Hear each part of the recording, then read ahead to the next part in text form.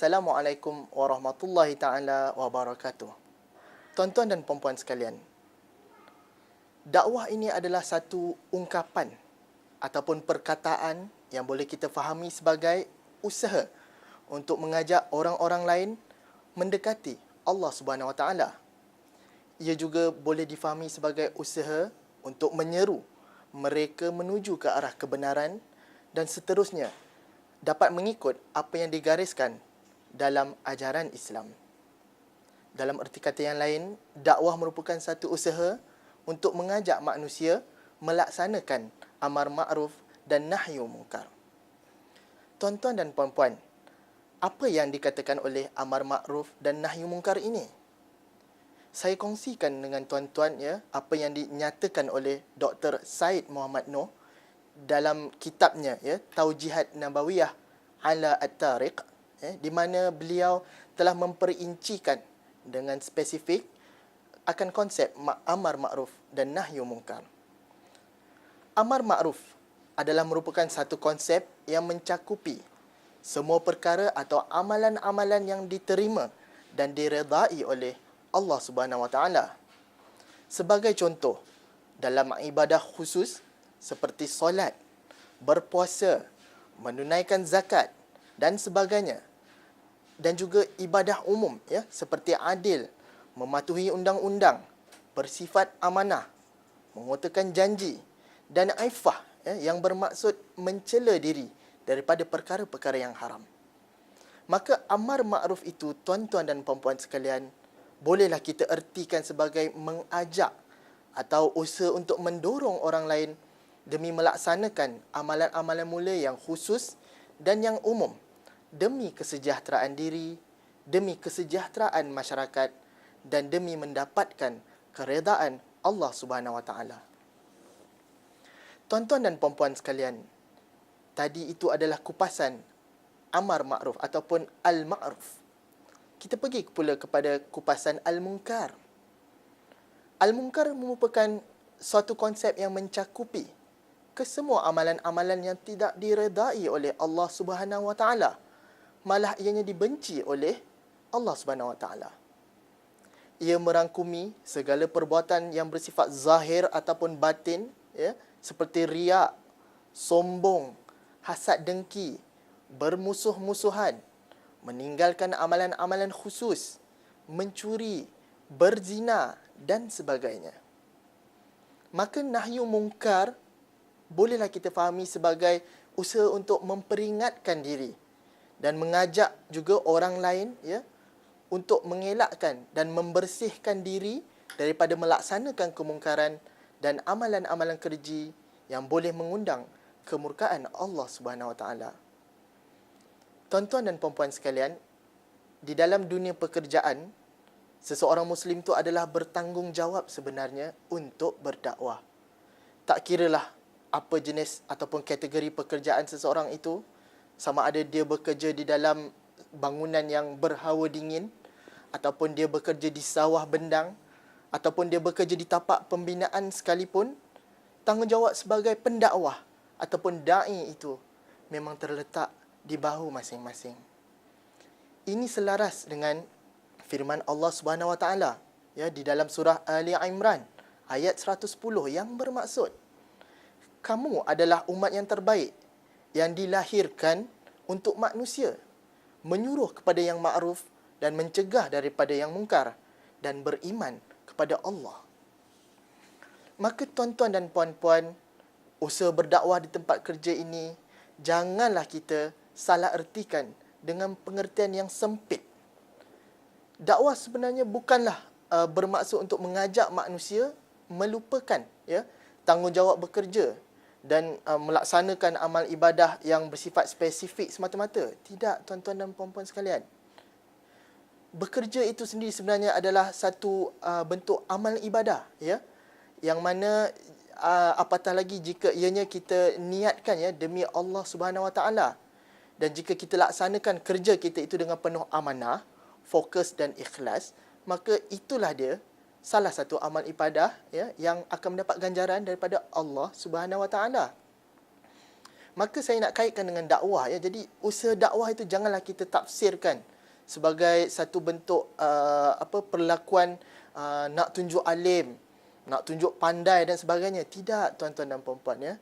Jika begitulah keadaannya ya, semua orang akan takut untuk berdakwah. Sebab sebagai seorang dai ataupun pendakwah ni yang tak mahu usaha dakwahnya itu dipandang sebagai usaha orang yang nak menyebuk-nyebuk ya, menjaga tepi kain orang. Tidak. Manakala yang menerima dakwah pula berasa tak selesa ya, rasa macam takut kalau nampak seorang kawan yang datang nak berdakwah kepadanya ya. Jadi janganlah begitu ya, tuan-tuan dan puan-puan. Baiklah. Dan sesungguhnya Allah Subhanahu Wa Taala telah menjanjikan bahawa seseorang yang berdakwah ke jalan Allah Subhanahu Wa Taala itu akan mendapat balasan yang setimpal ya dengan usaha yang dibuat olehnya ya, seperti mana yang telah difirmankan oleh Allah Subhanahu Wa Taala di dalam surah Ali Imran ayat 104 yang bermaksud, dan hendaklah ada di antara kamu segolongan umat yang menyuruh ke arah kebaikan, menyuruh kepada yang ma'ruf dan mencegah dari yang mungkar, dan merekalah orang-orang yang beruntung. Untuk itu, kita berehat seketika, tuan-tuan dan puan-puan. Saya akan kupas apakah pula ciri-ciri yang harus ada ya pada seorang dai jika dia ingin ya melaksanakan usaha dakwah di tempat kerja.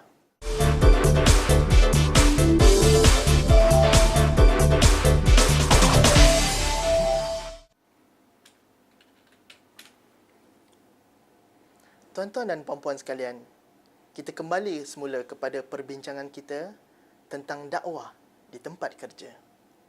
Baiklah, seperti yang saya janjikan tadi, saya ingin kupas pula ya, apakah agaknya ciri-ciri, apakah agaknya elemen-elemen yang perlu ada pada seorang dai untuk berdakwah di tempat kerja.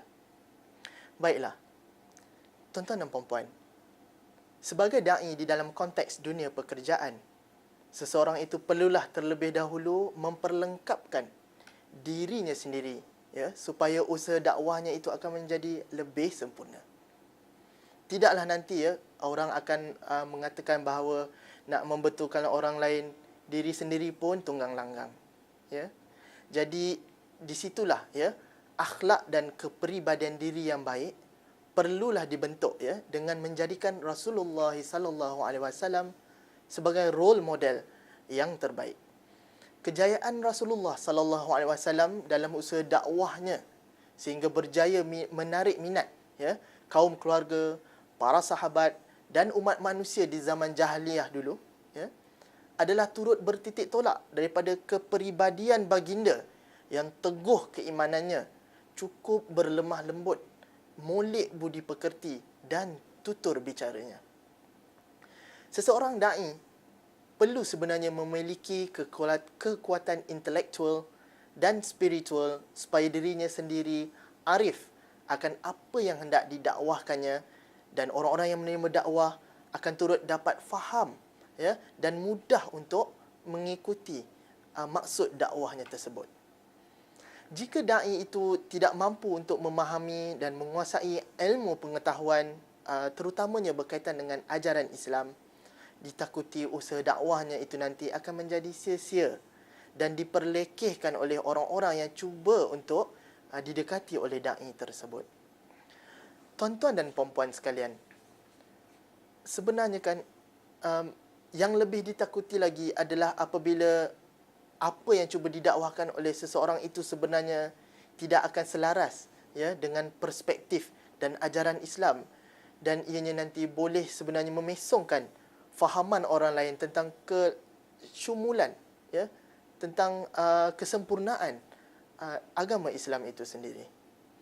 Tuan-tuan dan puan-puan, berdakwah di tempat kerja bukanlah sesuatu yang sukar sebenarnya ya. Untuk berdakwah ini pelbagai manhaj atau kaedah dakwah sebenarnya boleh diaplikasikan, seperti penulisan ya, berdakwah melalui perbualan maupun perbuatan ya untuk menarik minat dan kesedaran orang lain untuk terus berpegang teguh kepada syariat Islam. Sebagai contohnya, tuan-tuan dan puan-puan sekalian, cuba kita ringankan mulut kita untuk menegur rakan-rakan yang suka mencuri tulang dengan minum pagi berkali-kali, ya, berjam-jam lamanya, dengan cara mengingatkan mereka akan peri pentingnya untuk bersikap amanah ya kepada majikan, bahkan sebenarnya amanah kepada diri sendiri, ataupun dengan cara memberi teguran terhadap amalan bergosip, mengumpat, mengata, mengeji orang lain yang sebenarnya menjadi hobi ya kepada beberapa orang lah ataupun beberapa golongan dalam tempat kerja kita. Begitu juga tuan-tuan dan puan-puan, apabila kita mendapati ada rakan-rakan yang mengambil ringan sebenarnya ya kewajipan untuk menunaikan solat, mereka sebenarnya perlu diingatkan ya bahawa walau sesibuk mana pun kita ini bekerja ya, kita katakan tadi bekerja itu adalah satu amanah ya yang perlu dilaksanakan ya, tapi sebenarnya walau sesibuk mana pun amanah bekerja itu kita galas, solat itu tetap perlu didirikan pada waktunya ya, kerana solat itu adalah tiang agama.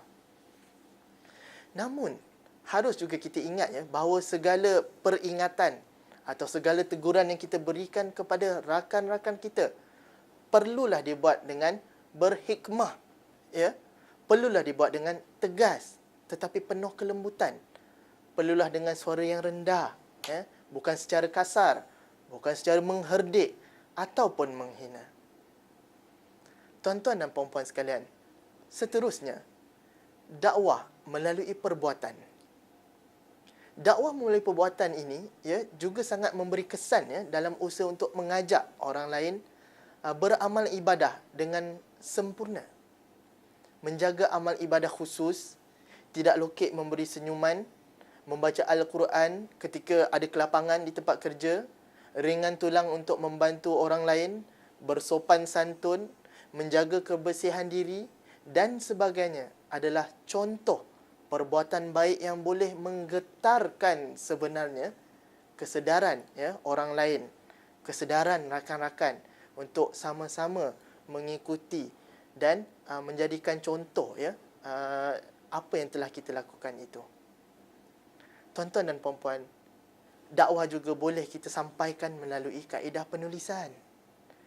Trend ataupun budaya menghantar email ataupun menulis mesej di dalam Facebook ataupun Twitter ataupun salinan-salinan nota yang mengandungi maklumat-maklumat yang berkaitan dengan ajaran Islam yang spesifik seperti tauhid, ibadah, muamalat, adab, akhlak dan sebagainya juga sebenarnya efektif dalam mengetuk hati para pembacanya untuk terus tawaduk dan patuh dengan perintah Allah Subhanahu Wa Taala. Tuan-tuan dan puan-puan, saya pergi pula kepada ya, konteks sebagai ketua jabatan ataupun pengurus ya, di dalam sesebuah organisasi. Sebagai seorang ketua jabatan ataupun pengurus, ya, seseorang itu juga boleh memekarkan sebenarnya usaha dakwah dengan pelbagai cara. Antaranya mewujudkan amalan di mana dalam seminggu mungkin ya diperuntukkan sejumlah masa untuk semua para pekerja ya bersama-sama membaca Al-Quran dan sama-sama memahami akan tafsirnya. Begitu juga sebelum memulakan sesuatu mesyuarat. Mungkin tazkirah ringkas boleh ketua itu sampaikan ataupun dalam kalangan ahli-ahli kumpulannya ya boleh sampaikan mesej-mesej positif berkaitan dengan agama, berkaitan dengan budaya bangsa yang mulia dan juga apa saja konteks ilmu ataupun isu-isu semasa yang boleh sebenarnya memberikan pengajaran yang baik kepada para pendengarnya. Janganlah sebenarnya kita ya tuan-tuan segan-segan alang dan berputus asa untuk terus menyampaikan usaha dakwah, terus menyampaikan apa yang baik kepada rakan-rakan di tempat kerja kita. Kerana apa tuan-tuan? Kerana ianya memberikan manfaat yang tiada tolok bandingnya kepada bukan saja diri sendiri, bahkan kepada semua pihak. Sebagai da'i yang bertanggungjawab, amalan-amalan mungkar dan salah ya di tempat kerja perlulah sebenarnya kita perbetulkan dan kita hindarkan. Kerana menurut peribahasa ya, kerana nila setitik habis rosak susu sebelanga. Ya, jadi kita tak naklah peribahasa tersebut berlaku di tempat kerja kita. Maka Ini juga membawa maksud bahawa kita turut akan dipertanggungjawabkan di akhirat kelak, ya. Kerana kita akan ditanya, ya, kenapa kita tidak berusaha untuk melaksanakan dakwah, ya, di tempat kerja kita.